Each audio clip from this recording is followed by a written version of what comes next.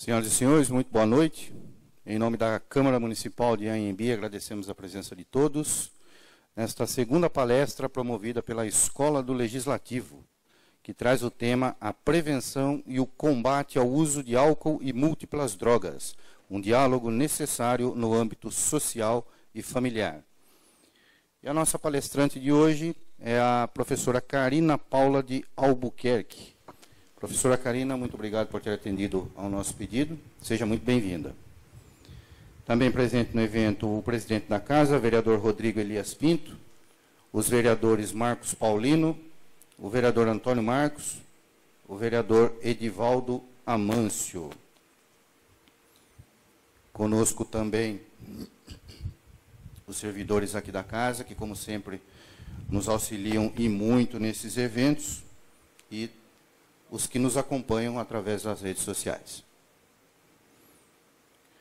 Dando sequência, convido o presidente da Câmara Municipal, Rodrigo Elias Pinto, para fazer as suas considerações iniciais. Boa noite, obrigado, Chaguri. Boa noite a todos, meus colegas vereadores aqui, em especial aqui o Marquinho Paulino, Marcos Batista, Edivaldo. Agradecer a presença aqui dos servidores que estão nos auxiliando nos trabalhos, a presença do público. Obrigado mais uma vez por estar presente. Pessoal, só para fazer uma mensagem inicial aqui, né? Mais uma vez reforçando a importância desse projeto aqui para a Câmara. A gente está nos primeiros passos da Escola do Legislativo. A intenção é a gente abordar assuntos variados junto com a sociedade anhembiense, para a gente amadurecer temas, amadurecer propostas, principalmente para que se tornem políticas públicas futuramente para serem adotadas no município. Então, essa abordagem ampla que a Escola do Legislativo tem dado, que nem na primeira palestra, um assunto específico sobre a saúde mental. Hoje, com esse tema específico, tratando a questão das drogas, do alcoolismo. São assuntos para a gente refletir e quem sabe, dessas reflexões, a gente conseguir trabalhar políticas públicas a serem implantadas no nosso município. Então, desde já, agradeço a presença de todos, em especial, muito obrigado, professora, por atender o nosso pedido. Tá, okay? É muito importante essa colaboração de vocês. E sem vocês, a Escola do Legislativo não funciona. Tá, okay? De início é isso. Devolvo a palavra para o Chaguri e vamos aproveitar a palestra. Tá, ok? Muito obrigado a todos. Muito obrigado, presidente. E nessa noite, conforme anunciamos, temos a honra de receber a professora Karina Paula Albuquerque para ministrar esta palestra, que é promovida pela Escola do Legislativo. Especialista em saúde mental e psicanálise, Karina é graduada em Serviço Social pela Unifac Botucatu, professora universitária e supervisora pedagógica de estágio, especialista em políticas sociais, violência doméstica, serviço social sociojurídico, terapia de famílias e casais, saúde mental na atenção psicossocial, psicogramatista e psicanalista. Servidora pública há mais de 20 anos, também é interlocutora de saúde mental junto à Diretoria Regional de Saúde de Bauru. Mais uma vez, professora, seja muito bem-vinda. Antes de darmos início, eu gostaria de dizer que, caso alguém tenha alguma pergunta para fazer para a professora no decorrer da palestra, se não quiser fazer, não quiser se identificar, não tem problema, nossos colaboradores vão passar até vocês. Caso tenha alguma pergunta, pode anotar e entregar para mim, que eu repasso para a professora. Feita a devida apresentação, convido então a professora Karina Paula de Albuquerque para dar início à sua palestra A Prevenção e o Combate ao Uso de Álcool e Múltiplas Drogas, um diálogo necessário no âmbito social e familiar. Por favor, professora. Não sei se eu fico em pé, se eu sento. Boa noite a todos. É um prazer estar aqui essa noite, contribuindo com esse projeto de extrema necessidade, né, como bem disse o presidente da Câmara. É uma lástima, né? E isso eu venho também do município pequeno, não vou poupar a crítica, que não me cabe me poupar as críticas, a população não atender esse convite tão especial que é, né? E quando eles querem cobrar, eles vêm e não têm noção de funcionamento. Justamente a escola do Legislativo é para isso, para eles entenderem o funcionamento dessa casa, que essa casa é deles, né? Então, o espaço é deles. Então, eles deveriam estar aqui hoje, mas vamos continuar, né, com as nossas ideias, com os nossos projetos, que é assim que se faz realmente, de fato, as nossas políticas públicas que são tão necessárias no cenário em que a gente vive, certo? Bom, não vou me apresentar, porque o Alessandro já fez isso, só que faço um adendo, né? Sempre que eu costumo perpassar por alguns lugares aí, dando aula, palestra, facilitando alguns eventos, eu costumo me intitular como filha, mãe, irmã e neta, né? Porque para além e antes, né, do profissional, existem essas funções que a gente não pode esquecer.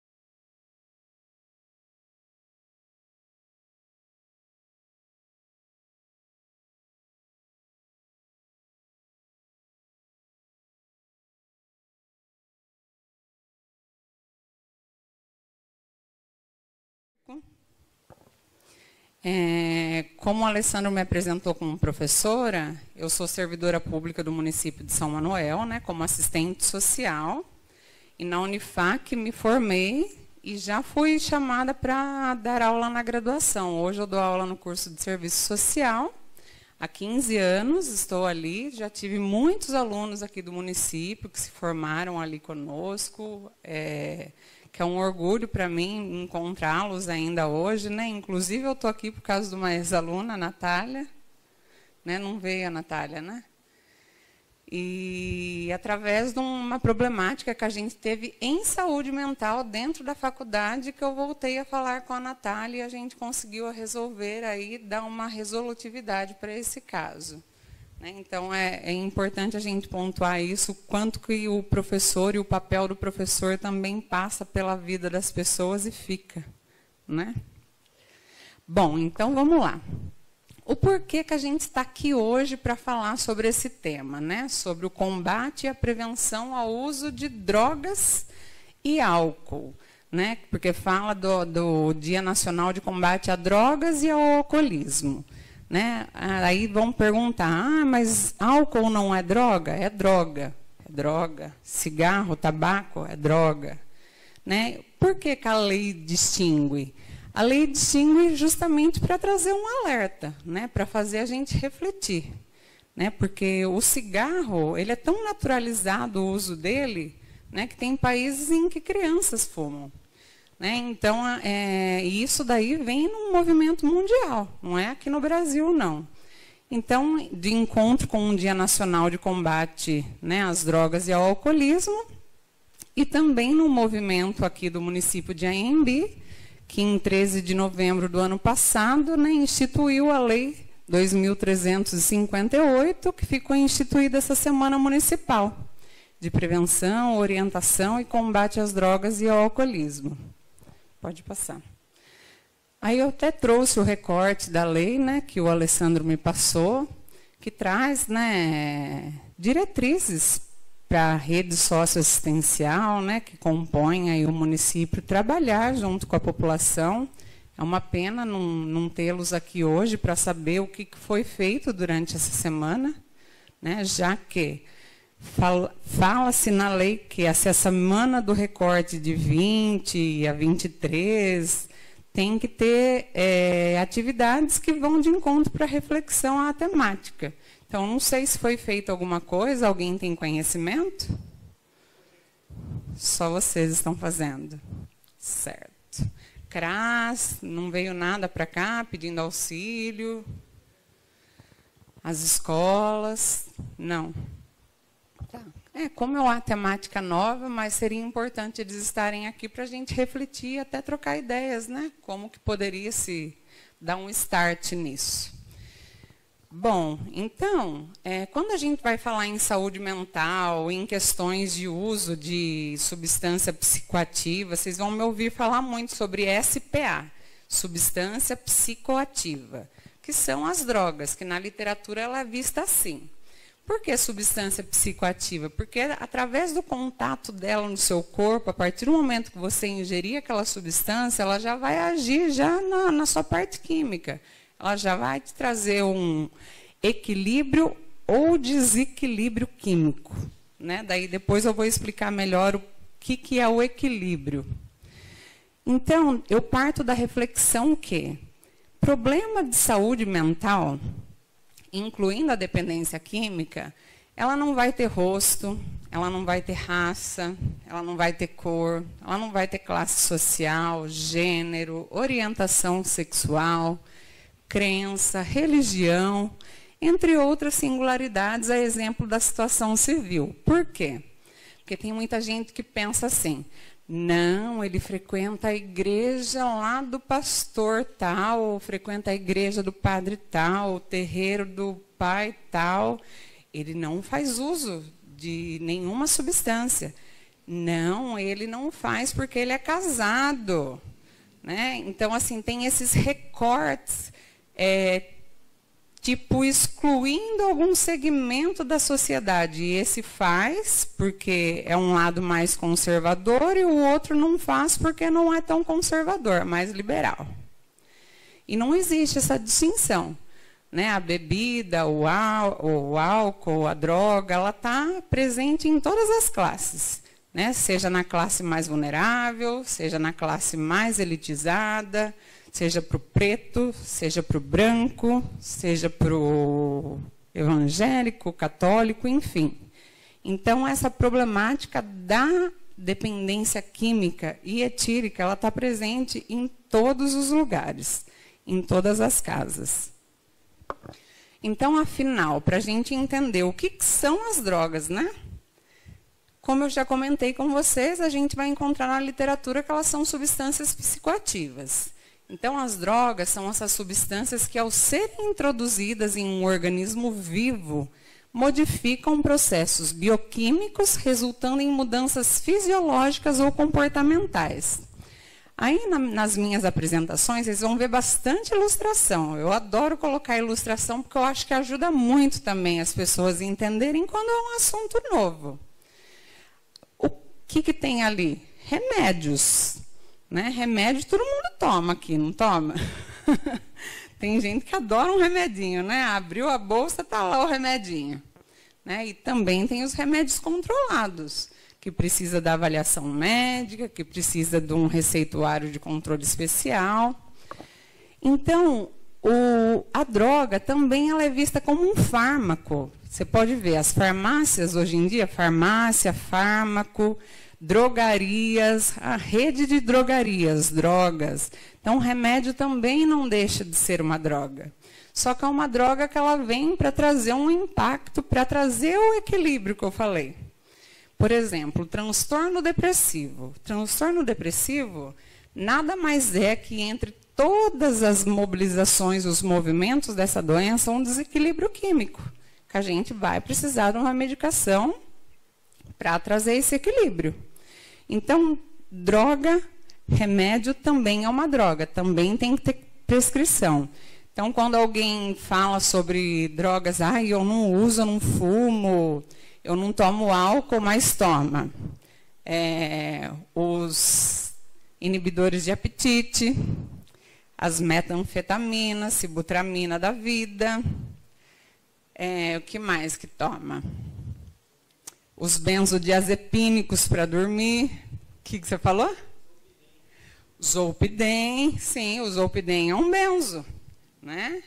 Os Rivotris da vida, bromazepam, clonazepam, enfim. E tudo isso é droga, entendeu? Ainda mais por um uso indiscriminado. E tem muitas pessoas que fazem o uso indiscriminado de medicação. Pode passar. Aí, as drogas, para a gente conseguir entendê-las melhor, né, em que contexto elas estão na sociedade, como elas estão classificadas, como drogas lícitas e ilícitas. Contudo, eu sempre falo que as drogas lícitas ainda têm um recorte de ilícita. Por que ela tem um recorte de ilícita? Então, droga lícita é toda aquela que é comercializada por dispensação da lei. Ela tem livre comércio. Eu posso chegar em qualquer bar, bar do Cido, bar do Dito, qualquer bar. Eu quero um maço de cigarro e quero um fardinho de cerveja. Eles vão vender para mim. Eles não vão perguntar a minha idade, obviamente, né? Infelizmente, e vão vender. Só que temos a problemática da idade, né? Aí entra o conselho tutelar. Tem algum conselheiro tutelar aqui? Não. Então, entra o conselho tutelar, porque essas drogas lícitas têm o livre comércio também para as nossas crianças e adolescentes. Embora está lá pregado na adega, no bar, né? Comércio só para maiores de 18 anos, mas não é essa a realidade que a gente vê. Então, essas drogas lícitas, que é cigarro, que é o álcool, que são esses remédios prescritos através de receituários e que muitas vezes as pessoas não passam por consulta, não passam por avaliação. Ah, e a minha sobrinha trabalha no consultório tal. Ah, então, é que a minha mãe não está dormindo. Ah, eu vou pegar uma receita para você de Zolpidem. Entendeu? É aí que começa a nascer o problema. Né? Então, as listas estão nisso, que é o livre comércio. Comércio aberto, tá liberado. Isso que eu não coloquei, os novos recortes ainda, né? Que tem o STAR do... Como que é o nome? Cigarro eletrônico? Vapor. Esse vapor, né, eu ainda não comecei a falar dele porque eu ainda estou tecendo, estou criando a minha crítica em relação a isso. Mas já vi muito estudo, muita reportagem, coloquei até meu filho para assistir comigo, quanto às complicações do uso desse cigarro eletrônico, que a gente não sabe o que tem ali dentro, só que faz uma fumaça tremenda, né? Então, você imagina lá dentro do corpo das nossas crianças e adolescentes. Então, tem o bendito vapor também aí, que está como lícito.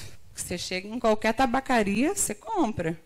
Né? Tudo por sabor. O que você quer? Uva, morango, abacaxi? Beleza. As ilícitas são as drogas que a gente vai falar que tem o comércio negro, né? O tráfico de drogas. Né, e que daí também a gente entra numa questão, né, de mobilização econômica até do nosso país, porque o tráfico ele passa por fronteiras, né, ele passa aí oceanos. Então, nas drogas ilícitas que a gente mais conhece é o quê? Cocaína, maconha, crack, heroína, são as drogas ilícitas, ou seja, são drogas cuja comercialização é proibida pela lei. Além disso, as mesmas não são socialmente aceitas, né? Eu não vou chegar num lugar, viu, pessoal, eu estou aqui, né, na balada ou no churrasco, eu vou ali fora pipar um crack, ou eu vou ali cheirar uma carreirinha de cocaína, eu já volto. Como é o cigarro, né? Eu vou lá fora fumar, eu já volto. Né? Então, essas drogas elas não são aceitas socialmente, só que elas existem.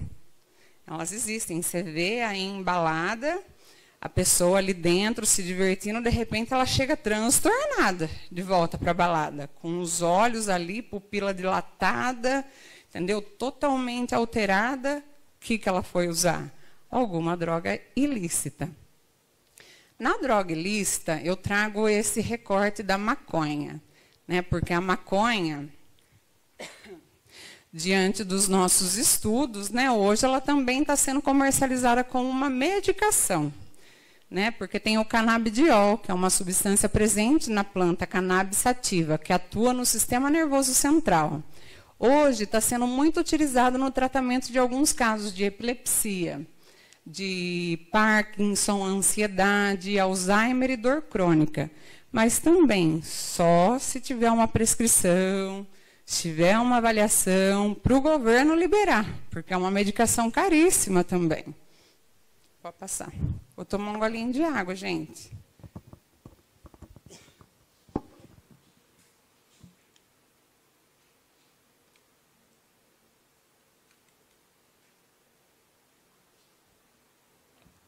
Eu tenho a voz alta, né? Não sei se está doendo o ouvido de vocês. Tá bom? Vou fazer o povo ficar surdo aqui. Bom, um dado importante, né, que a gente sempre traz também, né, quando eu falo no plural, é porque assim, eu não sou sozinha, né? Todo conhecimento que a gente carrega vem de uma trajetória que várias pessoas foram trazendo e colocando nessa bagagem. Inclusive, no mês passado, teve aqui um grande professor meu, que é o professor Bertolotti, né? Maravilhoso, um mega doutor, expert na área. Então, nós trazemos esse dado importante, que é ressaltar que não é pelo fato dessas drogas serem lícitas que essas drogas são pouco ameaçadoras. Olha esse dado aqui. Segundo a Organização Mundial da Saúde, as drogas ilícitas respondem a 0,8% dos problemas de saúde em todo o mundo, enquanto o cigarro e o álcool juntos são responsáveis por 8,1% desses problemas. Então, quer dizer, o álcool e o cigarro ainda trazem maior prejuízo, né? Não é o crack, não é a cocaína, não é a maconha. O álcool e o cigarro é a porta de entrada, é o que a gente vai chamar de passaporte para outras drogas. Então, nesse sentido, muitos questionam essa aceitação por parte da sociedade, né? Uma vez que as mesmas são prejudiciais para a saúde e também causam dependência. Só que tem esse recorte que eu falei da economia. O comércio de álcool no Brasil, ele gera uma economia imensa, porque nós viemos de uma cultura, de um país tropical, carnaval, festas, e tem festas em regionais, né? Lá Parintins, daí tem a festa do boi não sei o quê. Então, isso, o álcool gira muito dinheiro, gira muita economia. Pode passar. Aí, nessa ilustração, a gente mostra uma porta, né? Uma porta e alguém passando por ela. Não sei se está entrando ou se está saindo. Aí vai ficar a reflexão de cada um. Então, drogas, a qualquer momento, ela pode bater a sua porta. Ela pode bater na minha porta, mas eu sempre vou achar que ela vai bater na porta do vizinho. Né? Eu nunca vou achar que ela vai bater da minha porta e entrar da porta para dentro da minha casa, só que ela entra. E muitas vezes por influência. Né? Então, as drogas representam, como eu falei, um dos maiores problemas de ordem social e de saúde pública, que a gente vai chamar de problemas biopsicossociais em todo o mundo. E através do cigarro e do álcool, principalmente, é que a gente tem uma escalada ainda maior, né, da entrada dessas drogas. E, através dessa dependência, desse uso de drogas desregrado, de um alto padrão, que a gente vai chamar mais para frente, que por enquanto a gente só está conceituando, de dependência, fica difícil trabalhar a partir do momento que a dependência em droga, a dependência química, a dependência etílica, que é a dependência no álcool, infelizmente, como todas as doenças de ordem de saúde mental, são doenças invisibilizadas, invalidadas. Porque se você chega, por exemplo, num lugar, você viu fulano? Está afastado do trabalho porque está com depressão. Depressão? Para. Vi ele esses dias andando de carro dando risada. Vi ele na pizzaria lá com a namorada, imagina, super bem. Está com depressão nada, não. Não está com depressão. Estava até tomando cerveja. Então, são doenças que são invalidadas. Ninguém dá crédito para a doença de saúde mental. Por quê? Porque ela não é visível. Agora, se eu fraturo o pé, se eu fraturo o joelho, aí eu vou precisar de alguma muleta para andar, cadeira para andar. A doença mental, não. Ela não está ali aparente. E isso é a mesma coisa, a dependência. E a dependência, ela tem um agravante. Por que o agravante? Porque ela tem um tabu de um recorte social muito deturpado que a gente fala. Por exemplo, tem alguém aqui na Câmara, tá? Pelo amor de Deus, gente, é um exemplo. Tem alguém aqui na Câmara, né, que trabalha, vem todos os dias trabalhar, mas gosta de tomar sua cervejinha no fim de semana, aqui, ali. Só que daí os problemas vão acarretando. Talvez era casado, separou, perdeu um filho, o filho faleceu, algum problema da vida. E essa pessoa foi buscar fuga nesse álcool, né, e aumentou o padrão de uso. Você sabe que aquela pessoa é uma boa pessoa, que ela trabalha, que ela é dedicada, só que as pessoas lá de fora vão falar o quê? Vagabundo. Vagabundo sem vergonha. Entendeu? Imagina, você acha que é alcoolismo, que eles falam, né, alcoolismo, só que é etilismo. Você acha que alcoolismo é doença? Ai, me poupe, vai, isso daí é escolha dele. Ele escolhe abrir, ele escolhe colocar a bebida no copo, ele escolhe comprar um baseado, ele escolhe comprar um pino de cocaína. Isso daí, imagina, isso daí é falha de caráter. Isso daí é sem vergonha. Então, tem essa questão da dependência química também, que ela não é validada, embora seja reconhecida através do CID como uma doença. E é uma doença de ordem de saúde mental, de ordem de saúde psíquica. Pode passar. Aí, por que que a gente se preocupa muito em falar da dependência, do uso de drogas? Cada vez mais a gente está vendo esse problema se agravar. E hoje, o que mais tem nos preocupado é a precocidade do alcance da droga. Né? O nosso território ainda ele é favorável, porque a gente mora em município pequeno, né? Todo mundo conhece todo mundo. Se eu vejo o filho da Paula fazendo coisa errada, eu vou falar. Se eu vejo o filho do Alessandro fazendo coisa errada, eu vou falar. E nas grandes cidades, nos grandes centros? Por exemplo, a Cracolândia, que agora disseminou ali, né, na cidade de São Paulo. Não tem mais um ponto fixo. Né? A política higienista quis limpar todos os cenários, acabou espalhando tudo. As crianças na Cracolândia, elas vêm, elas nasceram. Elas já vieram de um ventre que gerou elas fazendo uso do crack, da cocaína, do álcool. Então, elas já nascem. Você tem noção que aquele bebê já nasce com crise de abstinência? Entendeu? Você imagina um nenê chorando porque ele tem necessidade daquela substância que ele consumiu nos 9 meses. Então, essa precocidade tem nos preocupado, porque fora desse cenário da Cracolândia, tem os outros cenários que a gente naturaliza. Né? Por exemplo, eu adoro dar exemplo, viu, gente? Porque tem coisas que a gente faz no dia a dia, a gente acha que é normal, só que depois, quando a gente para pensar, fala assim, não é tão normal assim. Chega eu com meu filho, eu tenho um filho de 8 anos. Chega eu com meu filho, segunda, terça, quarta, quinta, sexta. Né? Sábado e domingo é fim de semana. Aí tudo bem. Mas você imagina eu pegar meu filho na escola todos esses 5 dias da semana e todo dia ele me vê bebendo? Todo dia eu estou ali falando para ele, Inácio, vai fazer a tarefa e estou ali bebendo. Estou ali bebendo. Se eu fosse casada, o pai ia estar ali também bebendo, fumando do lado. Faz a tarefa aí que depois eu vejo.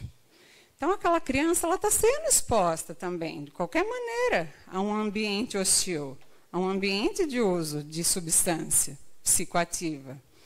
Não estou recriminando quem fuma, não estou recriminando quem beba. Mas, assim, a gente tem que se atentar muito, que ambiente que é esse que a gente está ofertando. Por quê? O ambiente que a gente oferta é um ambiente da casa. Você imagina? Porque tem gente também que se atenua, fala assim, ah, mas eu passei no mercado, eu peguei um fardinho, eu levei para casa, não fui para o bar. Mas está dentro da sua casa, seu filho está vendo você consumir. É esse exemplo que você vai dar. Né? Então, essa exposição... Aqui eu coloco até um dado, isso, olha lá. É importante alertarmos que o acesso às drogas lícitas, ao cigarro e ao álcool, é um passaporte para as outras drogas, né? E, como citado, cada vez mais precoce. Segundo estatística do CEBRID, o CEBRID é um órgão da Unifesp, da Universidade de São Paulo, em 2020, né? Que geralmente a dependência em álcool leva o usuário à busca de efeitos mais intensos, encontrado nas substâncias ilícitas. Então, as crianças começam a usar, por exemplo, ali você vê uma criança exposta com a mãe jogada ali bêbada no sofá, ali uma imagem da Cracolândia com lança-perfume. Então, é essa exposição a ambientes que talvez a gente naturalize, que é dentro da nossa própria casa. Vai apertando. Aí está o que eu falei para vocês do nosso país. No nosso país, a gente tem um agravante do álcool, né? Pois ele é atrelado ao apelo cultural, em que o mesmo é tido como relevante para a integração social. Olha lá, vejamos o apelo midiático. Vai apertando que vai aparecendo. Pode apertar todos. Aquele é muito antigo, o melhor da festa, Brahma Chopp. Quer dizer, pode ter o artista que você ama lá. Entendeu? Você vai lá tomar o Brahma Chopp, você nem vai curtir o artista que você gosta. Entendeu? Já vai para outra dimensão já. Olha o outro lá, bem gostosa, bem devassa. A mulherada quer morrer com o marido, né? Ver esse cenário. Olha o apelativo daquele, chamando os nossos adolescentes. E você, está esperando o quê para ter sua primeira vez com uma devassa? É horrível isso. E para os adolescentes tímidos, depois do segundo copo, o riso é garantido. Ah, eu não gosto porque eu sou muito tímida. Toque essa latinha. Não tenho dinheiro. Você pode não ter dinheiro para você ir no cinema, num shopping. Você fica em casa, você não vai. Agora, para você tomar uma latinha de cerveja sempre, você vai achar um amigo para dar. Você pode ter certeza. Você pode estar querendo ver o filme lá, Nosso Lar, do Chico Xavier. Nossa, estou morrendo de vontade de ver. Ai, o meu amigo vai. Ai, você não tem dinheiro? Ai, eu vou com fulano. Fala que você quer tomar uma latinha de cerveja, ou você nem expressa que você quer tomar. Está ali na sua mão abertinha já. Então, é complicado. Então, depois de conceituar, né, o que é droga lícita, o que é ilícita, e falar um pouquinho, né, desse acesso às nossas crianças, a essas substâncias, a esses ambientes que muitas vezes a gente também acaba sendo relapsa a eles. Então, a gente vai falar um pouquinho do efeito da droga, né? O efeito da droga, ele é o mesmo para qualquer pessoa? Por exemplo, meu filho foi numa festa e ele foi embora de ambulância. Né? Igual aqui também não tem SAMU, ou tem SAMU? Tem? São Manuel não tem SAMU. Está vendo, prefeito de São Manuel? Não tem SAMU. Meu filho foi embora de SAMU. E o amigo tinha tomado a mesma coisa. Ficou pleno lá na festa, me ligaram, um amigo continuou na festa e o meu filho lá no hospital e eu tendo que buscar meu filho. Mas o que aconteceu? A droga não tem o mesmo efeito né, de um para outro, porque cada pessoa é única, depende da estrutura, né, depende muito do como ela se alimenta, né, depende da tolerância dela. Será que aquele amigo sempre consumia aquilo? Foi a primeira vez? Então, as alterações causadas por substâncias variam de acordo com características de cada um. Né? Algumas pessoas elas não criam dependência a experimentar alguma substância psicoativa. Eu fui no churrasco da minha formatura, tomei cerveja, tomei caipirinha. Então, depois disso, eu vou ter que fazer tratamento, porque eu vou ser um dependente? Não, não é isso que a gente está falando. A gente está falando sobre esses efeitos, que não reage da mesma maneira de pessoa para pessoa. Porém, não tem como a gente presumir se essa pessoa vai se tornar dependente ou não. Talvez ela gostou tanto do efeito daquela substância, e daí eu vou puxar para o crack. O crack, quando você vai atender uma pessoa que é dependente em crack, ela fala que o prazer do uso, da primeira vez que ela usou o crack, é absurdo. É absurdo. E o porquê que ela se torna dependente do crack? Porque ela está sempre em busca daquele mesmo prazer do primeiro uso. E ela vai encontrar aquilo? Nunca mais.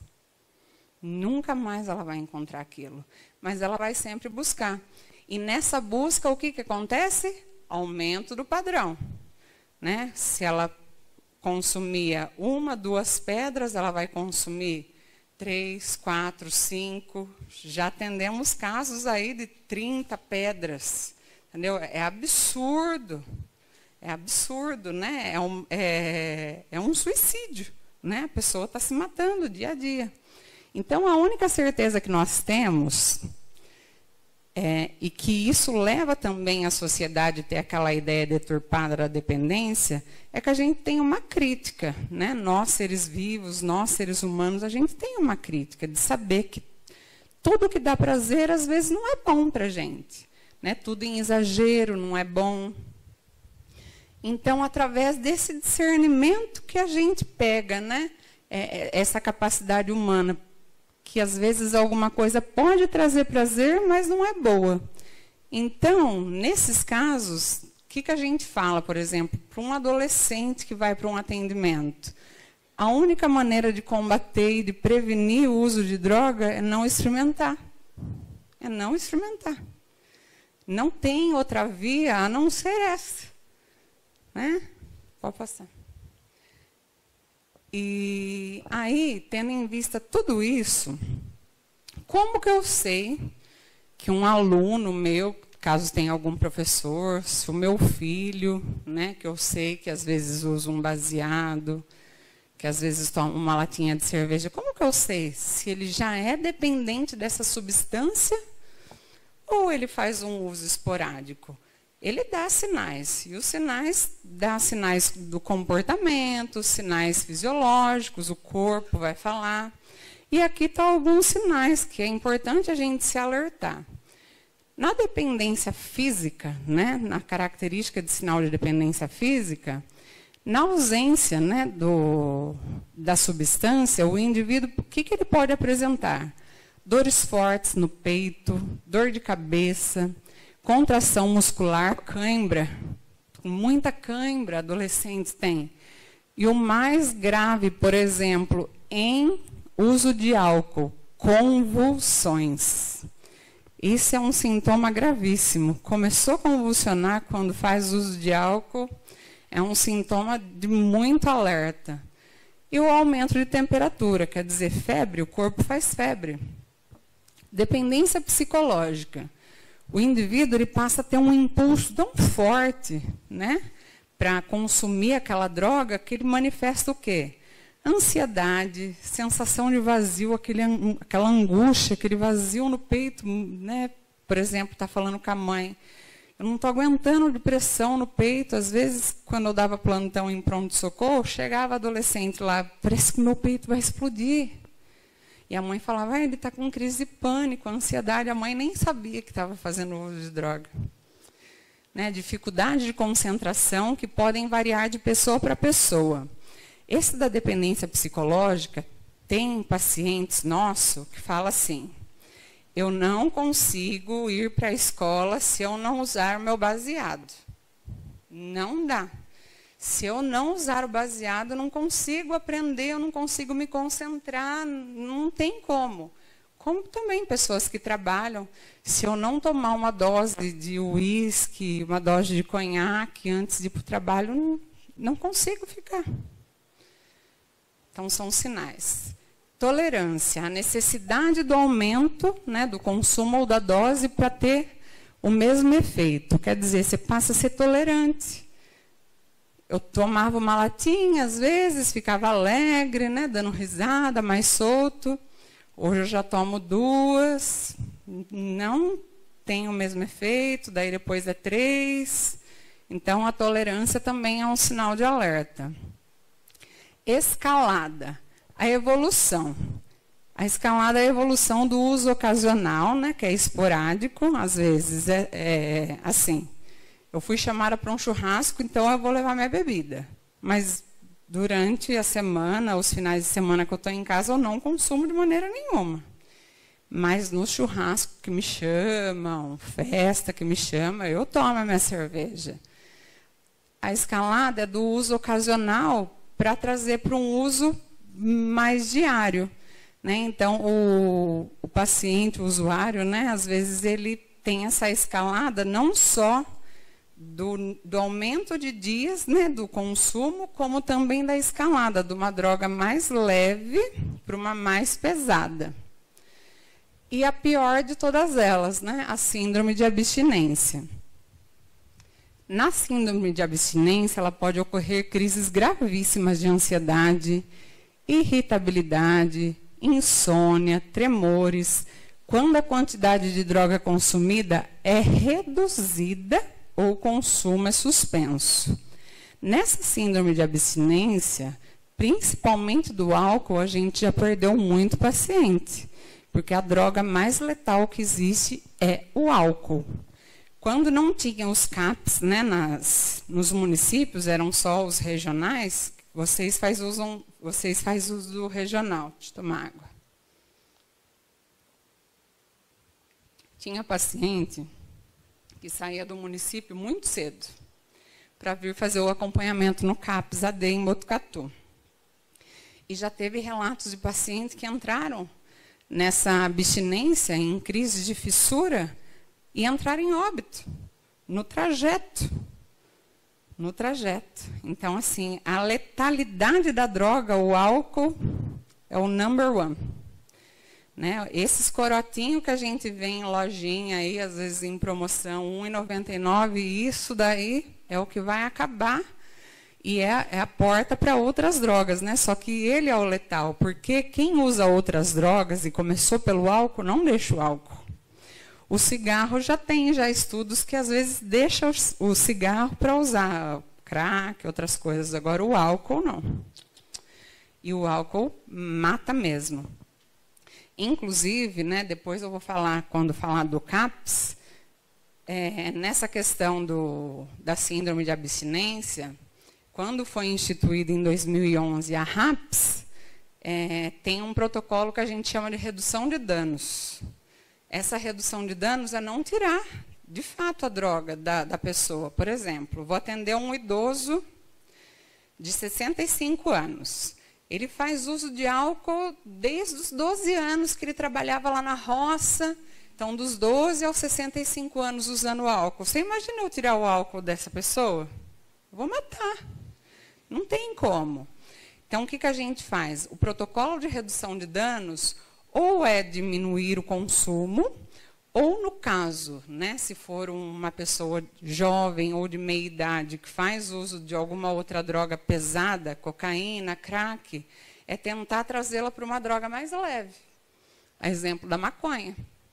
Né? Então, assim, existe esse protocolo também de cuidado, porque a ausência dessa substância que participou da vida e do organismo dessa pessoa há tantos anos e tirada assim subitamente, a gente está matando essa pessoa. Né? Tem que ter esse cuidado também. Então, aqui a gente vai começar a entender um pouquinho dos reflexos da dependência química e etílica. Né? O que ela traz no nosso dia a dia, os impactos na nossa vida social, econômica. Né? Então, a gente vai destacar algumas problemáticas. Pode ir passando. Fatores de risco. Né? A imagem aí, uma menina no escuro, abraçada no seu ursinho, e lá na sombra alguém consumindo álcool. Né? Fator de risco, então, traumas da infância. Né? Essa criança já está sendo exposta a esse ambiente hostil, com histórico de trauma, de abuso, de negligência nessa infância. de ver que esse álcool está entrando como um fator de risco para ela estar exposta a esses traumas e a esses fatores. Então, criança que muitas vezes vivenciaram, não é regra geral, tá? Não é regra geral, não existe receita de bolo para isso. Então, muitas vezes que ela está sendo exposta, né, a esses maus tratos, a negligência, muitas vezes é no álcool que ela vai buscar na adolescência, na entrada da adolescência, preencher essa lacuna, né, essa negligência que ela sofreu, esse abuso que ela sofreu. Distúrbios mentais. Então, tem pessoas que já têm uma patologia basal. Transtorno depressivo, clássico, né? Eu tenho transtorno depressivo leve e moderado, só que eu não vou procurar tratamento porque eu não vou me expor lá no posto de saúde da minha cidade. E eu também não tenho dinheiro para pagar uma consulta no particular. O que eu faço, né? O que eu faço? Nossa, está pesado para mim, aconteceu isso e aquilo. Ele não tem dinheiro para pagar, ele não quer se expor, mas ele tem acesso ao álcool. Né? Então, o álcool entra justamente nisso. Né? A pessoa tem alguma causa já basal, ali, um transtorno melancólico, aí entra o álcool, que é uma droga ainda mais depressora. É onde a pessoa vai ficar ainda mais adoecida. Então,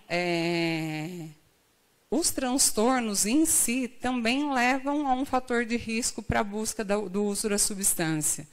É muito... Não sei se aqui na cidade tem as figuras, né? Lá em São Manuel a gente tem algumas figurinhas clássicas.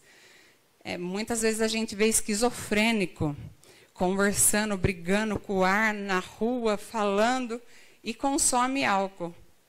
Né? Por quê? Porque ele não está fazendo o acompanhamento, então o álcool é uma forma dele baixar aquele fator de sintoma, né? Aquela agitação, então é álcool. Álcool, porque o álcool é uma droga depressora. Vulnerabilidade social. A vulnerabilidade social, aí entra uma infinidade de situações. Né? Uma pessoa que teve poucas oportunidades, ou talvez tinha uma condição mais favorável, está exposta no momento a uma situação menos favorável, não aceita ajuda, não mora num ambiente com um cenário favorável para receber ajuda. Então, a vulnerabilidade social também leva ao uso, né, e é um fator de risco para o uso de álcool, de cigarro, de outras drogas. A exemplo da Cracolândia. Não sei se alguém já assistiu documentários, né, igual o Caco Barcelos fez vários lá, maravilhosos. E vai entrevistar aquelas pessoas. E aí, como que é seu nome? Ah, meu nome é Rodrigo. E aí, Rodrigo, o que você faz? Ah, eu me formei em biologia pela universidade de não sei o quê. E há 5 anos eu estou na rua. Por que você está na rua? Ah, eu briguei com a minha família, daí eu resolvi sair de casa e comecei a andar por aí. Né? E quando eu me vi, eu estou morando aqui. Então, a pessoa passa a criar a identidade dela numa situação de rua. Né? E por mais que você tente, né, articular através de políticas públicas para tirar a pessoa dali, às vezes a lacuna dessas situações de conflito foram tão grandes que a pessoa criou a identidade dela na rua. Entendeu? É na rua que ela se encontra, não é num lar. Não é num amparo, porque o amparo que ela esperava ela não encontrou lá atrás. Então, a vulnerabilidade social também é um fator de risco para a busca do uso de substância psicoativa. Uso por colegas. Esse é clássico. Todos nós, em um dado momento da nossa vida, a gente teve que fazer algum movimento para pertencer a alguma tribo. Né? E a turma do fundão... Ou as meninas bonitas que passeavam pelo pátio da escola, né, que era paquerada por todo mundo. Então, a gente sofre muita influência do nosso meio. E para a gente pertencer a um meio, muitas vezes a gente se submete a fazer coisas repetindo comportamentos. Eu não gosto de cerveja. Cerveja é amarga. Isso ela está falando lá em casa. Só que ela vai na festa com a amiga fala para ela, Vai, se você não tomar cerveja, você não vai se divertir. Vai, toma. Né? Ou cigarro. É bonito fumar. Toma, fuma. Ai, mas eu não sei tragar. Eu vou te ensinar. Você tem que começar a fumar para você aprender a tragar. Então, muitas vezes tem esse comportamento por repetição para ser aceito num grupo. Esse também é um fator de risco. Por isso que os pais, os educadores, têm que estar sempre atentos nesse território escolar. Né? Às vezes tem uma menina quietinha lá no cantinho da sala e quando vê, passou uma semana, a menina é outra.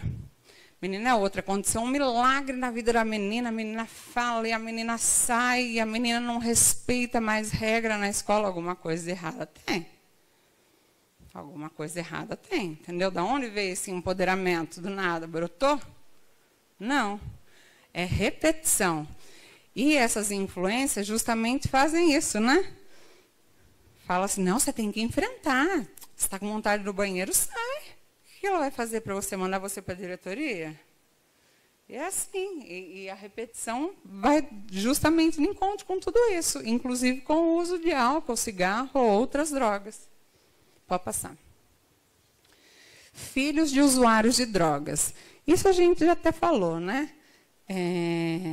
Então, assim, se eu vejo meu pai e minha mãe, desde a minha infância, consumindo álcool, droga, ali o tempo inteiro, não estou falando de consumo, viu, gente? Porque eu também tomo minha cerveja, saio com meu filho lanchar, comer uma pizza, tomo, adoro tomar meu vinho. Não estou falando disso, eu estou falando de pessoas que, durante toda a semana, entendeu? Passa no mercado, fardinho de cerveja, passa no mercado, litrão. Então, todos os dias, dentro desse ambiente, que é um ambiente de proteção, a criança está exposta a isso, é um comportamento que ela vai repetir, porque ela vai achar normal.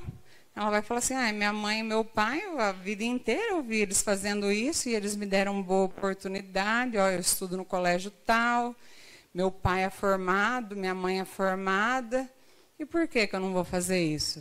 Então, isso também é um fator de risco. Né, o ambiente que a gente oferece. Pode passar. Aí a gente vai falar um pouquinho do perigo do uso, né, a consequência das drogas. Esse assunto é muito amplo, né? Saúde, né? O que a gente pode falar? O que o álcool, o cigarro, crack, maconha, o que pode causar para a saúde da pessoa? Só malefícios. Né? Isso a gente fala num padrão de dependência. Tá? Só malefícios. Uma cirrose, uma hepatite, tem casos de amputação. Né? O álcool chega a degradar a pessoa num tanto que ela começa a inchar, pelágra, aquela doença de pele, que a pele chega até a sangrar. Aí vamos pegar um pouquinho dos adolescentes. A gente pega um adolescente que já tem uma predisposição. Por exemplo, né, a alguma doença psíquica, um isolamento, síndrome de ansiedade, do pânico. Aí começa a usar a droga. Aí o que vem? Pensamentos, ideações suicida, automutilações, que isso é muito característico. E tem fases assim que no ambiente escolar isso aparece de enxurrada. Parece que é uma cadeia de coisas que vai acontecendo. A minha amiga se cortou, porque ela estava passando por isso, então eu também vou me cortar. Em São Manuel teve uma época... Teve não, sempre tem. Tem uma época que parece que a coisa acontece, principalmente num bairro lá, bairro da Santa Mônica. Alguém se suicida, e essa pessoa frequentava tal lugar... Dá 2 semanas, alguma colega se suicida pela mesma via. Né? Então, assim, a droga, ela entra também na saúde mental, nessa ordem psíquica, principalmente nessas questões aí dessa confusão, desse desequilíbrio. Às vezes a pessoa já está ali predisposta a um transtorno, como eu falei, e daí vem essa substância, o álcool, por exemplo, que é depressor, eu estou ali sozinha, pensando, na minha vida nada dá certo, minha mulher me largou, né? Perdi meu filho, ou perdi meu emprego, o que eu vou fazer? é onde começa a vir as ideias de morte. Começa a vir as ideias de morte. Né? Assim, pensamento de morte todos nós temos, tá? Só que tem o pensamento passivo e tem o pensamento estruturado. Então, essa pessoa que chega a isso, ela já tem uma estrutura já. São pouquíssimas as pessoas que vão fazer isso de maneira impulsiva. Às vezes ela já tem já aquela estrutura, justamente ela está bebendo todo dia para criar coragem para colocar o plano em prática. Então, saúde basicamente é isso. No social, então, nem se fala. Né, os problemas que acarretam isso. Econômico, né, perda de emprego, evasão escolar na infância, na adolescência, violências domésticas diversas, né, da física, patrimonial, psicológica, moral, verbal, os divórcios, a exposição social que a doença traz, né, que a dependência traz.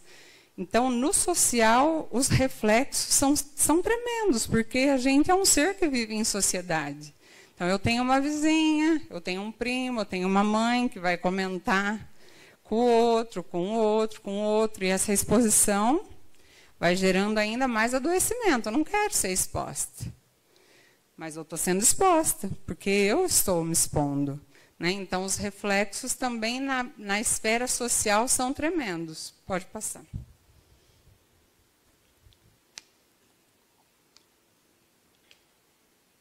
E por que a gente precisa saber de tudo isso, né? Por que eu preciso saber que droga existe, se é lícita ou ilícita, o que ela causa, né? Quando é dependência, quando não é? Porque só conhecendo, né? Só entendendo é que a gente pode ajudar, né? Para romper com aquele tabu de ignorância mesmo. Eu não ajudo ou eu falo asneira porque eu não conheço. Então, a partir do momento que a gente conhece, né, o nosso papel enquanto sociedade, enquanto trabalhadores, enquanto mãe, enquanto pai, é fazer a coisa certa. Né? E o que é fazer a coisa certa? Então, hoje, falando já de uma pessoa no nível de dependência química, né, o que eu faço com essa pessoa? Se eu conheço uma pessoa assim, meu irmão está assim, meu vizinho, meu colega de trabalho, o que eu vou fazer com ele? Pode passar. Então, quando me chamaram para vir aqui, eu até pedi para o Alessandro, né, como eu conhecia a Natália, para a gente dialogar, pedir a permissão, porque como não é o mesmo órgão, né, para a gente dialogar, para eu entender um pouquinho como que era o território daqui de Anhembi. Bom, em 2011, vocês ainda fazem uso dos CAPs regionais, né, da estrutura regional, porque aqui no município não tem um CAPs, embora tenha uma atenção em saúde mental. Daí depois eu vou mostrar um esqueminha aí. Então, a RAPS é uma rede de atenção psicossocial. O que é essa rede de atenção psicossocial? Quem compõe ela? Qual que é o papel dela? A rede de atenção psicossocial são todos os órgãos públicos, inclusive a Câmara. Inclusive a Câmara, que é responsável por criar as políticas públicas, né? Talvez ampliar esse atendimento em saúde mental num outro momento, propor isso, né, para o Executivo. Então, aqui está só um escopo, né, para exemplificar o que é. Então, o CAPS estaria ali no meio, né? As estratégias de saúde da família, que vocês contam com 2, né, que são os postinhos de saúde. Praças de lazer, família, escola, associação de bairro, aí tem hospital, serviço de ambulância, tem os espaços, igual aqui tem bastante coisa no esporte, lazer, ouvir no site. Né? Então, assim, a RAPS justamente é a integração de toda a rede, tudo que acontece no cenário político daquele município. Né, e integrar isso junto ao cuidado em saúde mental. Vocês vão entender como que acontece essa integração. Pode passar. Então, a rede de atenção psicossocial, a RAPS, que ela é de 2011, não é tão antiga, ela traz alguns eixos. Né? Então, olha lá, eixo 1, ampliação do acesso à rede de atenção integral à saúde mental. 2, a qualificação da rede de atenção à saúde mental. 3, ações intersetoriais para reinserção social e reabilitação, quando o paciente já foi para uma internação, quando ele volta para o território dele. E o 4, que vai bem de encontro com a nossa temática, né, que são ações de prevenção e de redução de danos que eu falei. Pode passar.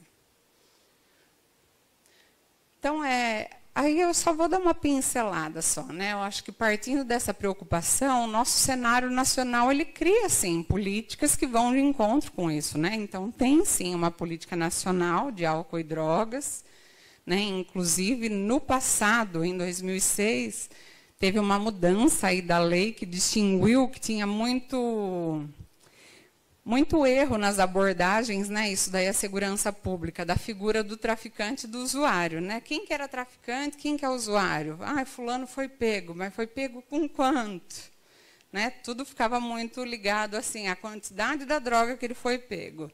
E não é isso, né? A lei traz vários recortes. Em que situação essa pessoa foi pega, se tem antecedentes criminais, a quantidade, onde, que horas. Então, tem várias situações que a lei traz. Então, assim, o nosso país tem o regulamento. Se funciona ou não, tem. Aí, cada município vai criando suas estratégias, né, junto às guardas municipais, junto às polícias militares, civis, para que isso ocorra ordenamente, né? Podemos falar assim. Pode passar. E por que se pensou, então, né, nessa questão de prevenção? Justamente por tudo isso que a gente discutiu, né, essa exposição tão precoce das nossas crianças, dos nossos adolescentes, e o quanto isso tem aumentado e trazido reflexos negativos hoje para a nossa sociedade, que impactam em tudo. Né? Não vai impactar só na vida daquela pessoa, vai impactar na vida da sociedade, no ambiente de trabalho daquela pessoa. Aquele ambiente de trabalho tem mais 10 pessoas que trabalham com ele, na vida daquela família, talvez vai ter um rompimento familiar, no abandono escolar do filho. Né? Então, por isso que resolveu-se discutir o combate e a prevenção ao uso de drogas. Pode passar. Aí, na saúde, o que a gente fala? Né? A melhor maneira de prevenir e combater o uso, né, e a prevenção do álcool e da droga. Por que eu quis entender onde eu estava vindo, com quem que eu ia falar, que serviço eu ia contar. Tem um recorte dentro da saúde que chama determinantes e condicionantes da saúde. Isso daí é tudo que uma pessoa precisa para ela ter um bem-estar total. Né? Bem-estar total é o quê? Nós somos seres sistêmicos, a gente depende de várias coisas para estar bem. Né? Então, o problema de saúde mental não é só a ausência de uma doença. Eu não bebo, então esse problema não é meu. Eu não tenho depressão, então esse problema não é meu. É um bem-estar total, físico, mental, emocional. Então, aqui está todos os recortes de política, né, que um bom cenário político deve ofertar para essa pessoa conseguir se restabelecer no caso de uma dependência. A alimentação de qualidade, tem que ser uma moradia digna, com saneamento básico, meio ambiente, trabalho, acesso à renda, educação, atividade física, transporte, lazer e acesso aos bens e serviços públicos essenciais, né? Que é serviço de saúde, serviço da assistência social. Então, tudo isso é muito importante o território contar para a gente conseguir prevenir e combater. Né? Porque só tendo um cenário com recurso que a gente pode encaminhar para tentar amenizar, no mínimo, né, o uso e os reflexos da droga. Então, a gente tem que observar todo esse contexto e a singularidade dessa pessoa. Né? Cada pessoa é única, como a gente falou, mas ela precisa de uma estrutura, sim, para ter uma reabilitação. Pode passar. Aí está o de AEMB, montei assim meio... Até brinquei. Aí surgiu uma dúvida na hora que eu cheguei aqui, o número de habitantes. Lá está 2022. Eu cliquei e já colei ali. Né? Porque a gente comentou, será que são 5.000 e pouco, 7.000 e pouco? Na internet ainda aparece esse. Né? Só que hoje está um pouquinho maior. Não? Falaram que agora vai aumentar, diz que tem um monte de mulher grávida. É o que eu falei. Mulher grávida, não sei se é bom ou mau sinal. Tudo bem, que venham com saúde, sejam abençoados. Bom, então a EMB, o que conta a EMB? A gente está aqui, né, dentro da Câmara Municipal. Aqui que faz girar a coisa, viu? Aqui é onde vocês têm a responsabilidade, que dá as canetadas aí também. Questão de saúde que a gente está falando, né? Hoje a gente conta em AMB com 2 estratégias de saúde da família. Não tenho noção de quantos funcionários tem, que a Natália também, né? Ela fica dentro do território dela, não tem muita noção, né? Quantos enfermeiros, quantos técnicos. Em saúde mental, existe o atendimento de um psiquiatra e uma psicóloga. Né? Quando tem a demanda, por exemplo, de dependência química, a Natália comentou comigo que eles são encaminhados para o SARAD para desintoxicação, que a referência de vocês continua sendo Unesp. E depois existe um convênio com clínicas particulares, em que esses pacientes são encaminhados para passar esse período aí de acompanhamento, tratamento, né, na área de dependência química. Aí, na área de assistência social, tem o CRAS, né, que é um centro de referência de assistência social. Isso é triste, atende média e alta complexidade. Né? Deveria ter a distinção, sim, a implantação de um CREAS, aqui eu acho que já cabe. E o ruim também, que eu falei para a Natália, não tem nenhuma instituição do terceiro setor em AMB. Né? E é de extrema importância. Então, os serviços de convivência e fortalecimento de vínculos, que são para criança e adolescentes, né, são ofertados somente pelo poder público, pelo CRAS, que são oficinas ofertadas diariamente nesse contraturno escolar. Deveria ter, né, alguma entidade aí do terceiro setor que pudesse absorver mais jovens, né, para além dos 15 anos. Aí tem as pastas de meio ambiente, esporte, lazer, turismo. Eu vi que são pastas atuantes, dei uma espiadinha ali, vi que faz parte de bastante campeonato, né, que tem bastante destaque aqui o esporte. A educação está atrelada à cultura, que eu não vejo problema nenhum, acho que tem total pertinência. E de escola, temos 2 escolas. E não tem educação para jovens e adultos aqui, né? Embora o município oferte o transporte para outros municípios. É o mínimo que deve fazer. E daí tem um núcleo pedagógico, que atende uma psicopedagoga e uma psicóloga, que atende crianças e adolescentes que são encaminhados ou pela educação ou pela Unesp, quando a criança tem algum problema de ordem neurológica, né? Algum transtorno de atenção, hiperatividade. Então, assim, é um cenário bom, mas dá para ser melhorado, principalmente nessa questão de saúde, né, que eu vim falar hoje, então eu vou puxar um pouquinho para a saúde e para a assistência social. Eu acho que dá para vocês chamarem aí o pessoal da saúde, da assistência, para propor, quem for ficar aí, né, quem vai ser candidato à reeleição, propor. Né, essa expansão de atendimento. Porque você pensa, eu fiquei pensando assim, ó. Por exemplo, educação. Já é tão difícil quando a gente tem uma certa idade, sair de casa à noite, depois um dia inteiro de trabalho para estudar. Pensa, ir para outra cidade estudar? Que canseira. Você chega lá, você dorme. E é totalmente natural. Cansaço todo mundo tem. Estava conversando com a colega ali, a gente acorda 5 horas da manhã, vai dormir meia-noite e pouco. É filho, é casa, é roupa. Né? Uma infinidade de situações. Então, isso, complicado. Vamos pensar ali numa internação. Então, para a internação tem esse convênio. E para quem quer tratamento? Eu vou ali buscar só receita médica?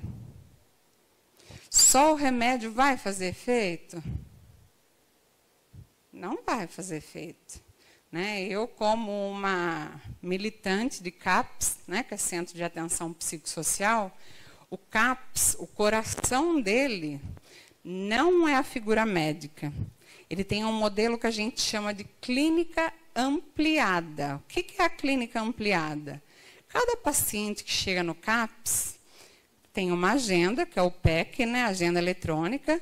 Então, ele está com atendimento marcado quarta-feira, 10 horas. Quem está quarta-feira? A Karina, assistente social. Ou ele está com atendimento na quinta, 1 hora. Quem está? A terapeuta ocupacional, Ágata. A partir daquele acolhimento, esse paciente ele já tem aquele profissional como referência dele. Entendeu? Então, sempre que ele não estiver bem, entendeu? E não é remédio, não é o médico. É aquele profissional que ele vai procurar. Hoje eu não estou bem, eu posso ir para o acolhimento? Venha, é porta aberta, vamos conversar. Nossa, eu tive uma recaída e eu estou arrependido. E agora o que eu faço? Vamos voltar para o tratamento. Daí, passou pelo acolhimento, é dependência química. Toda quinta-feira, às 10 horas da manhã, tem o grupo de dependência química. Então, ele é chamado para esse grupo. Ele vai ouvir uma infinidade de pessoas que passam pelo mesmo problema que ele. E, muitas vezes, chega ali e fala assim, poxa, eu não gostava de participar de grupo, mas eu ouvi aquele senhor falando, daí aquilo mexeu comigo, eu vou voltar na próxima semana. E assim vai, entendeu? Vai criando uma identidade com o local, vai criando uma identidade com os profissionais, com os outros pacientes. Então, você imagina, se a pessoa quer fazer o acompanhamento, é só medicação, né? Ou ela é encaminhada, por exemplo, o CRAS, o que o CRAS vai oferecer? Ah, está com alguma necessidade, uma cesta básica? Não. Então, vamos pensar em estrutura de serviços que atenda esses pacientes, né? Mesmo na junção das pastas.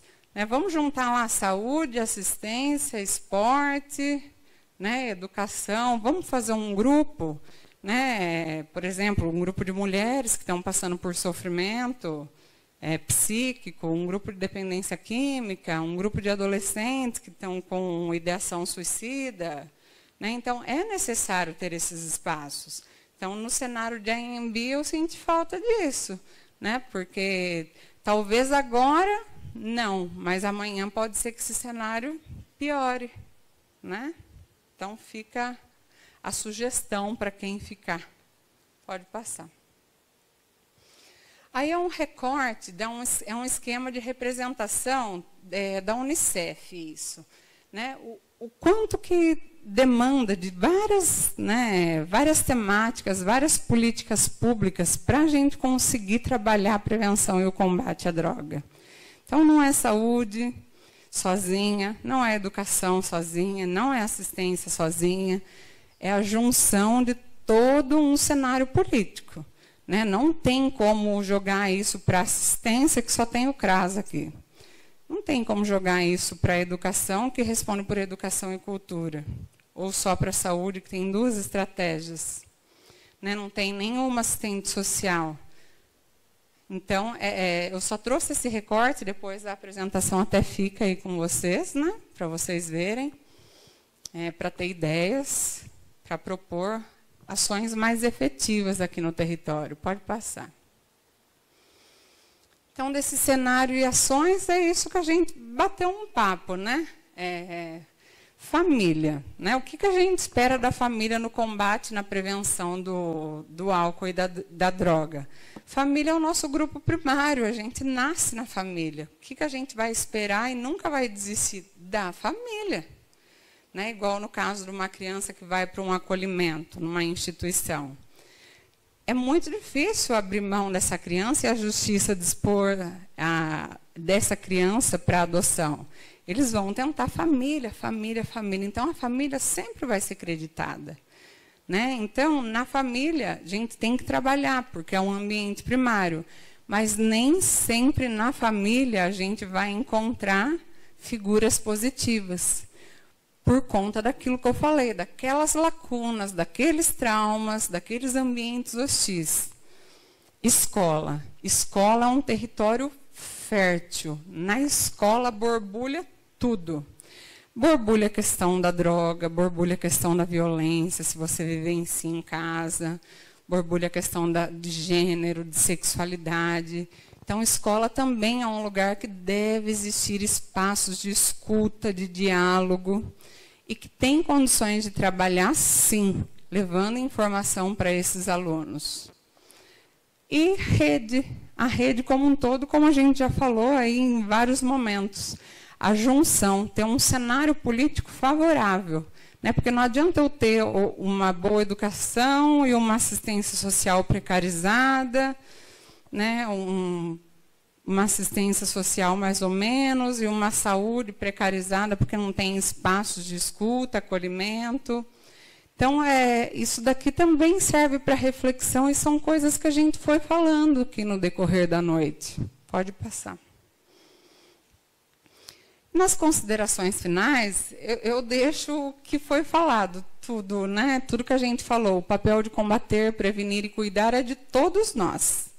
Família, Estado, sociedade. Dessa forma, a gente não pode perder de vista a compreensão da história e identidade singular de cada um, de cada paciente que chegar, de cada usuário que chegar aqui na Câmara pedir ajuda, e coletivo, né? O que ele significa para aquela comunidade? Qual que é a construção de vida daquela pessoa? Né? A vida familiar de pessoas com trajetória, às vezes, no uso de álcool, de múltiplas drogas, muitas vezes não se constitui com sentidos positivos, como eu falei, de afeto, de lembranças prazerosas, de pertencimento, de figuras parentais valorizadas, né? Como a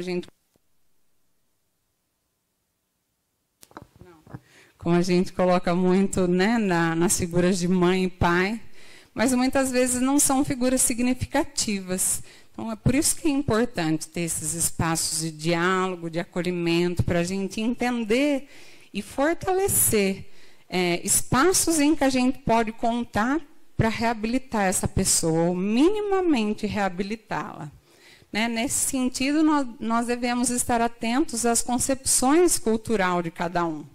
Né? E que nós somos sujeitos históricos, a gente recebe o tempo inteiro influência do nosso meio. Então, assim, não se distingue, né? Não se colocar numa posição, eu sou vereador, e não, ele eu vou encaminhar para a saúde, ele eu vou encaminhar para a assistência. Né? Eu acho que fica também essa mensagem, já que está faltando tanto espaço de escuta, de acolhida aqui, se entrar alguém por aquela porta querer ser ouvido, quem se sentir à vontade, acolhimento é isso, é ser ouvido atento. Você não precisa resolver a vida de ninguém. Às vezes ele só quer ser ouvido. Entendeu? Que ele não tem ninguém para ouvir. E daí, quando ele não tem ninguém para ouvir, onde ele vai? Atrás do álcool, atrás do crack. Entendeu? Então, assim, vamos dispensar um pouquinho do que a gente tem de mais precioso, que é o nosso tempo. Né? Então, quando entrar alguém por essa porta, ou vocês tiverem conhecimento, seja essa pessoa, seja essa escuta e essa acolhida. Pode passar. Aí, no caminho, eu vim pensando, por isso que eu quis mudar. Eu sempre trago, na apresentação, principalmente de droga, figuras de artistas que se suicidaram, que usaram remédio, álcool. E, assim, em pouquíssimos espaços eu vou falar sobre minha família. Mas eu vim pensando, estava chovendo bastante na estrada. Aí eu falei assim, eu acho que eu vou mudar.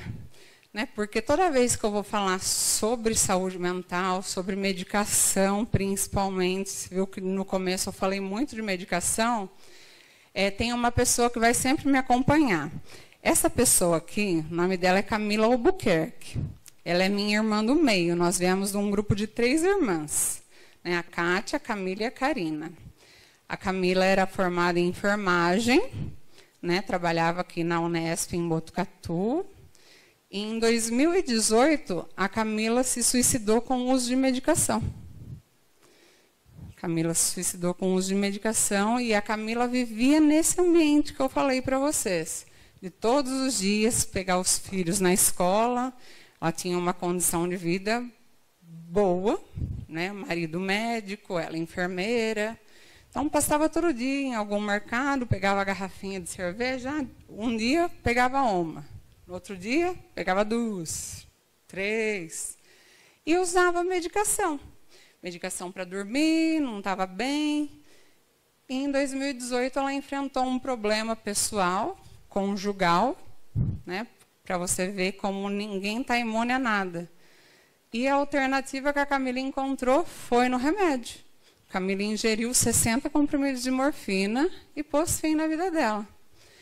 E ela deixou essas 2 criancinhas lindas aqui, ó. A Agnes, que tinha 3 aninhos na época, e o Lorenzo tinha 7. Né? Hoje a Agnes vai fazer 9 e o Lolo 13. Então, para vocês verem, né? Quando eu coloquei aquela imagem da porta, nem sempre é da porta para fora, às vezes é da porta para dentro. Né? E eu já trabalhava com saúde mental, ela também era uma profissional de saúde, e nem por isso a gente ficou imune a passar por esse episódio traumático. Né? Pode passar. Não, aqui eu coloco da figura dos traficantes, para depois ficar para vocês, pode passar. Acho que daí tem o referencial. Aí tem o vídeo que eu passei para o Alessandro, que esse vídeo é bem impactante. O vídeo é da deputada Tabata Amaral. A Tabata faz um desabafo num podcast falando sobre o pai dela. É bem curtinho, é 1 minuto e pouquinho, mas é interessante.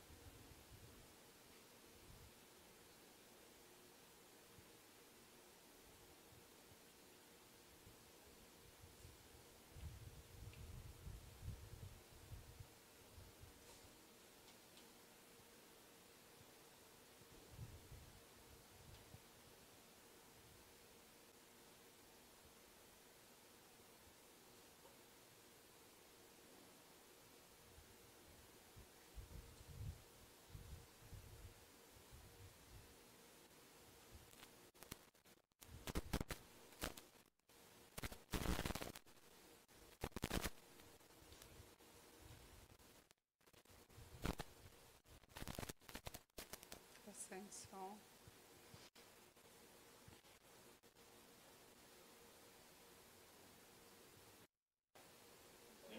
Meu pai sempre quis se internar. Meu pai ficou indo de comunidade terapêutica, perdi um pai para o preconceito. Meu pai carregava doenças muito graves que nunca foram tratadas como doença. O alcoolismo do meu pai era interpretado como falta de vergonha na cara, como falta de fé. A dependência química do meu pai era tratada como safadeza. A bipolaridade do meu pai só foi diagnosticada no finalzinho da vida. E quando meu pai cometeu suicídio com 39 anos de idade, não só culparam meu pai, como culparam a mim, culparam a minha mãe, e eu lembro da experiência tratada como criminosa na delegacia quando eu fui depor. Eu queria muito que tivessem virado para mim na escola e falado, seu pai está doente. Então, talvez a ciência demore para ter uma resposta. Mas imagine se meu pai queria se internar a vida toda. Meu pai sempre quis se internar. Meu pai ficou indo de comunidade terapêutica em comunidade terapêutica. Então, tinha uma atenção religiosa, mas faltava a parte da saúde. Saúde mental é importante demais para não ter uma secretaria no Ministério da Saúde, colocando dinheiro. O Brasil coloca, acho que é 3% do recurso da saúde em saúde mental. A gente tem um problema aqui em São Paulo, que é K9. Criança, igual zumbi, inclusive com casos de crianças que a gente acha que morreram por uso abusivo de K9, que não tem um local para ser atendidas, porque a gente tem lá o CAPS, álcool e drogas para adultos. Mas a gente não equacionou essa coisa para criança. Aí tem muita coisa para a gente fazer, muita mesmo. Forte. É isso, gente, né? É uma doença invisibilizada, como eu coloquei, invalidada. E muitas vezes a gente perde pessoas tão próximas, queridas, né? Como a Tabata perdeu o pai, eu perdi minha irmã, acho que alguém conhece alguém que já perdeu, outras pessoas próximas, por conta disso, né? Por conta de falta de acolhimento, de investimento, de acesso, né? a um espaço de fato, né? Que vai contemplar talvez a totalidade daquela pessoa, né? Porque não tem como a gente tratar só a dependência química. Eu tenho que tratar quem é ela no trabalho, essa pessoa, quem que é ela na casa, tratar ela por completo.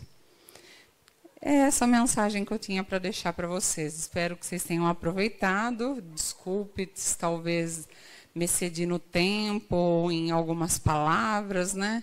Eu sou muito acalorada, né? Tentei me conter. Mas é isso. Agradeço o convite.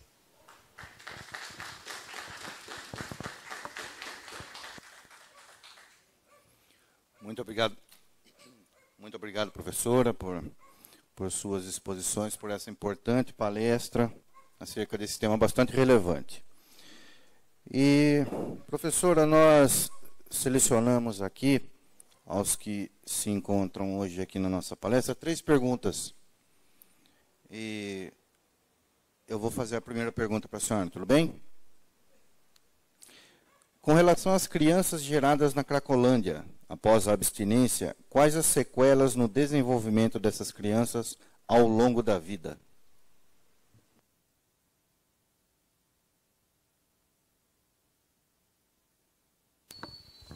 Bom, nossa vida, nosso desenvolvimento, ele começa dentro do ventre mesmo, da nossa mãe, né? Da nossa vida intrauterina.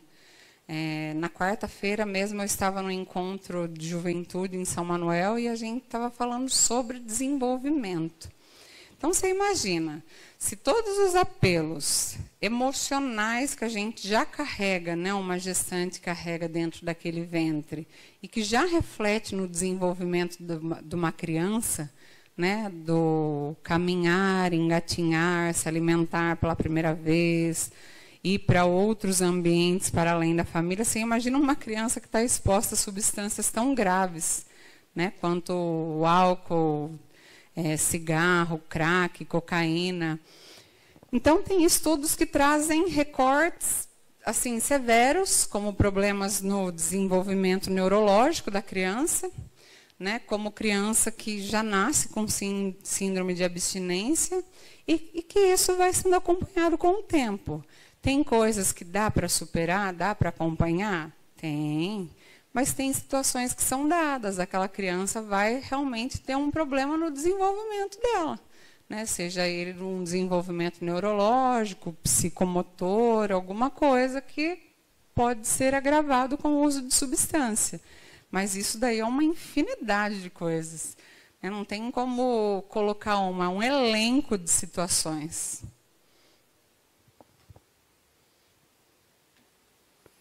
Segunda pergunta, professora. O que a família pode fazer ao identificar um filho ou irmão dependente de drogas?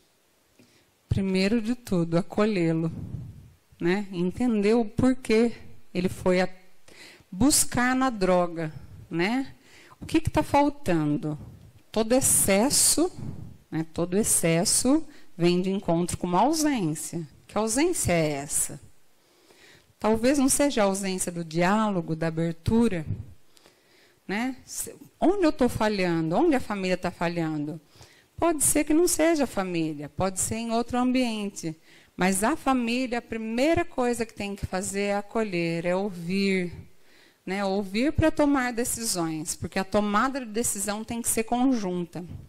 Né? Não falamos aqui sobre sobre muitas questões de internação. Né? A gente tem 3 vias de internações, né, para dependência.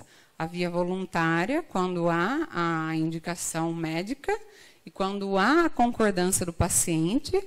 A involuntária, quando há indicação médica, é a discordância do paciente, só que tem um familiar que vai assinar e ele vai para essa internação. E a via compulsória, né, que é a via da justiça. Então, o diálogo tem que partir. Né? A primeira coisa que tem que ter é o diálogo, para entender qual que é a disposição daquela pessoa. Você quer sair disso? Você quer ajuda? De que maneira eu posso ajudar? Até que ponto você quer caminhar? Partindo disso, é buscar as estratégias de saúde da família aqui em Anhembi, né, para poder tomar aí as decisões, para ir ser encaminhado para os tratamentos. É isso. Terceira e última pergunta. Como a escola pode trabalhar a questão de vício em drogas se os alunos têm medo de se expor? Os alunos têm medo de se expor, né? Talvez, para quem que eu perguntei sobre os conselhos? Para o presidente, né? Sobre os conselhos deliberativos aqui no município, você falou que só tem o conselho tutelar, né? Ainda eu falei assim, e o CMDCA tem? Oi? Sim, então... Então, se é criança e adolescente, vamos trazer conselho tutelar, né? Vamos fazer grupos de escuta, né? Nem se for dentro de salas, faixas etárias, como eu comentei, participei de um encontro de juventude e tinha ali de 12 a 19 anos, né? A gente teve conferência da juventude. Então, é necessário criar espaços de diálogo. Uma hora ou outra, ele solta. Ele solta, entendeu? Tem vergonha no começo, porque talvez aquele amigo que está ali não deixa tão confortável, mas daí ele ouvindo outras pessoas falar, ele vai buscar alguém dentro dessa comunidade escolar para ele falar sobre isso. Isso eu tenho muita experiência dentro de grupos de infinitos segmentos. Né, eu tenho um grupo, né, que é meu grupo de estudo de mestrado, inclusive.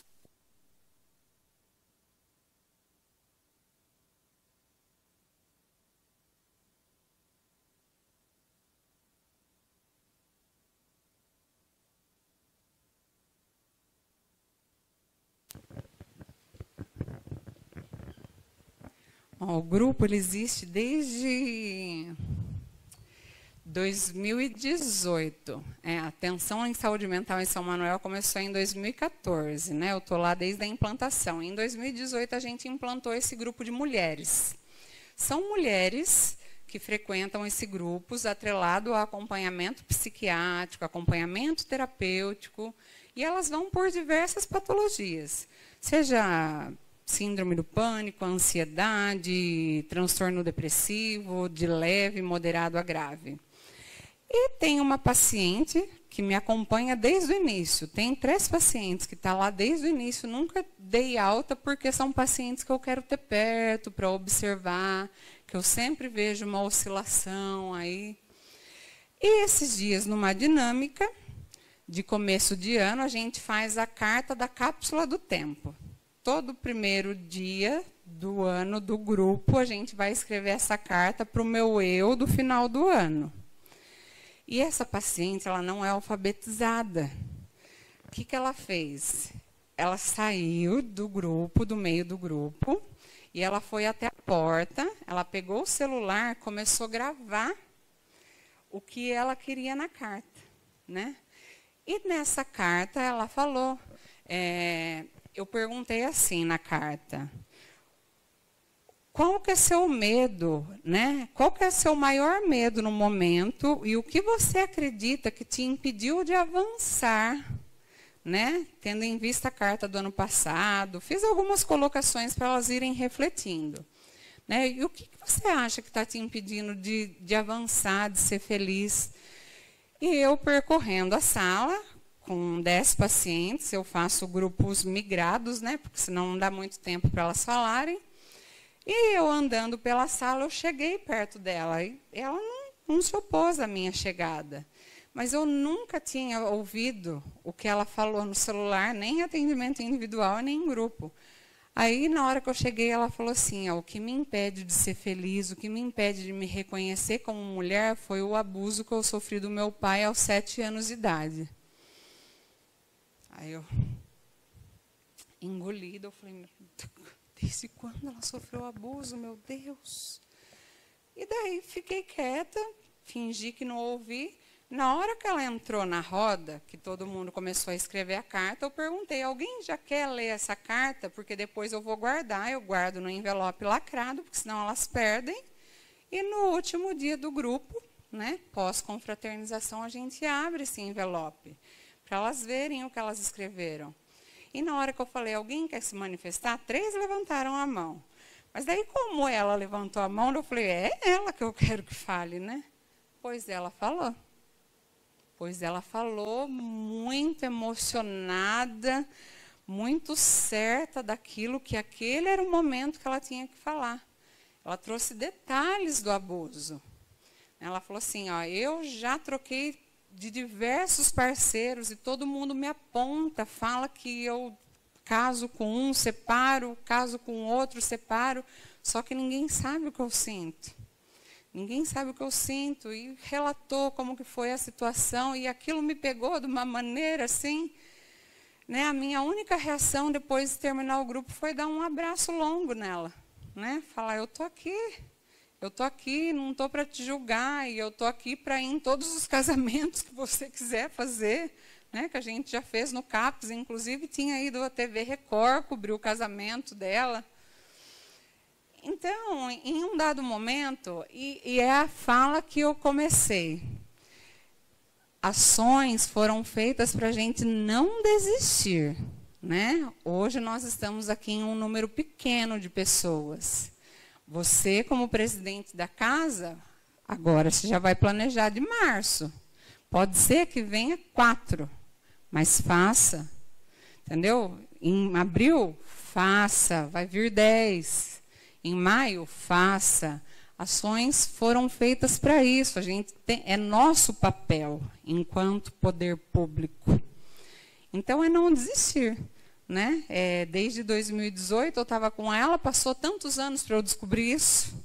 Né? E eu nunca tive esse olhar de julgamento, porque quem sou eu para ter esse olhar de julgamento em relação a ela trocar de parceiro ou não? Mas me espantou, e assim, dela ter se sentido à vontade naquele momento em expor esse abuso. Então, na escola é isso, é não desistir, é criar espaço de escuta. Uma hora sai.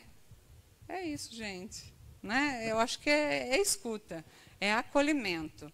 Né? Saúde, social, educação, legislativo, executivo, é escuta, é escuta. Não agir sem ouvir. Né? É criar espaços como esse. É isso. Muito obrigado, professora. Temos mais alguma pergunta? Não? Muito bem, professora, mais uma vez, muito obrigado pela palestra, muito obrigado pela presença aqui na Câmara Municipal.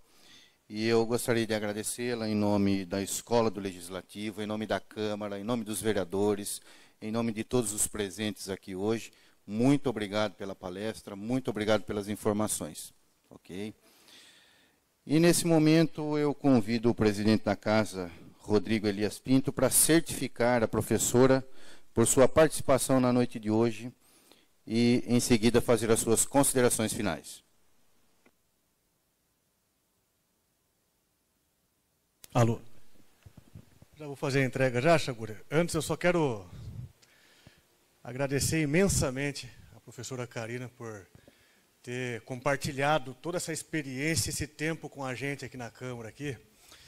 Eu fiquei prestando atenção ali a toda essa abordagem que você trouxe para a gente desse assunto, que é extremamente importante e sensível para a nossa sociedade, né? Porque a gente sabe que mexe até com muitos preconceitos e tabus, também dentro das famílias também, né? E além dessa questão de a gente procurar cada vez mais trabalhar essa forma de conscientizar a nossa sociedade como um todo, né? Porque você trouxe até alguns exemplos ali, até da questão da propaganda, como era feito com relação à bebida alcoólica, né? Eu e meus colegas aqui, talvez não o Tiago, que o Tiago é um pouco mais novo, mas os meus colegas aqui, a gente é um pouco mais da mesma geração. A gente lembra de como as propagandas elas incentivavam, né, o consumo já de infância, bem dizer, praticamente, né? E como era culturalmente aceito até no meio familiar nosso. Toma um golinho, de pequeno. Molha o dedinho aqui, né? Molha o dedinho, né? Quer dizer, essa evolução cultural, a gente está vendo até, de certo ponto, essa evolução positiva nesse aspecto, né? E cabe a nós, todos, não só nós, agentes políticos, porque nós temos o dever, porque nós somos representantes, nós somos eleitos representantes, é um dever nosso. Mas nós, quando eu falo nós todos, é como sociedade, né? A gente procurar fazer essa reflexão constante, como que a gente vai abordar esses assuntos, né? O meio escolar, eu agradeço até a presença aqui das minhas amigas aqui da escola. Eu não sabia que elas eram da escola, mas sabia que eu senti pelo seu olhar? Se identificou. Não professora reconhece. Exatamente. Né? Como que a gente vai começar, né, a cada vez mais trabalhar esses assuntos no meio escolar, criar esses espaços.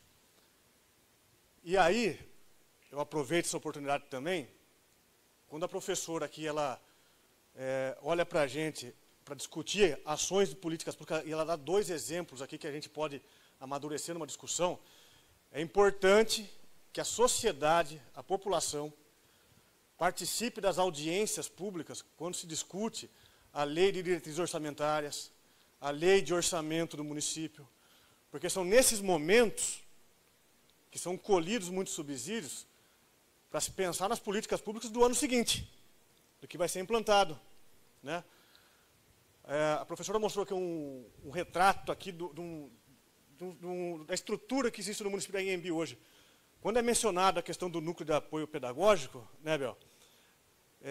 A dificuldade que foi para a gente conseguir implantar minimamente do jeito que está hoje.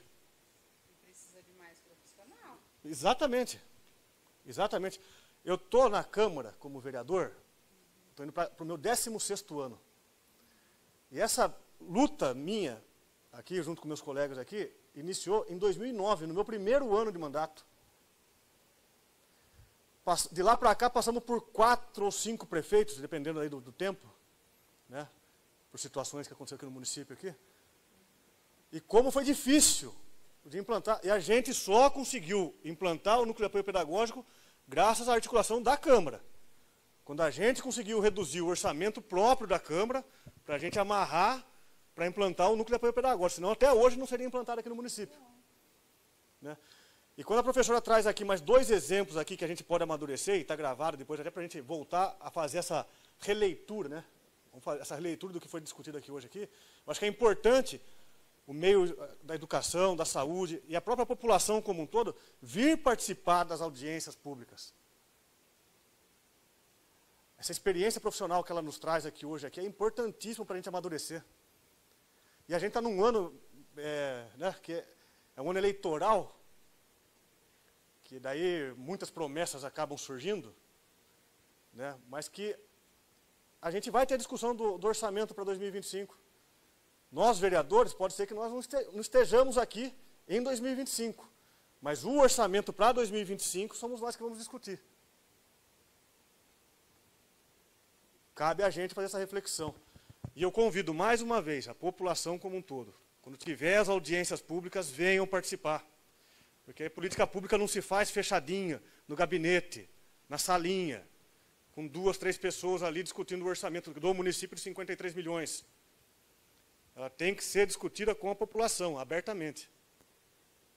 Bom, fiz uma reflexão, acho que até a mais do que era a intenção hoje, mas é que a fala sua hoje, eu fiquei sentado ali observando, e quantas coisas importantes que foram tratadas aqui hoje, que agradeço imensamente.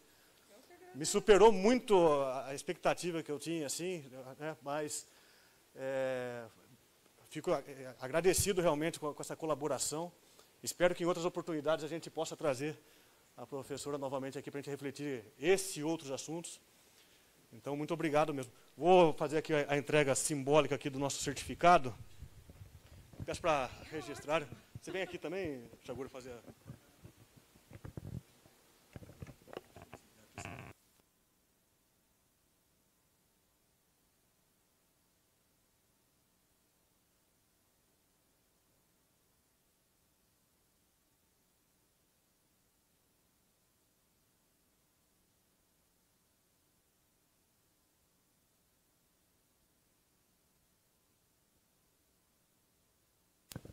Então, mais uma vez, muito obrigado, professora.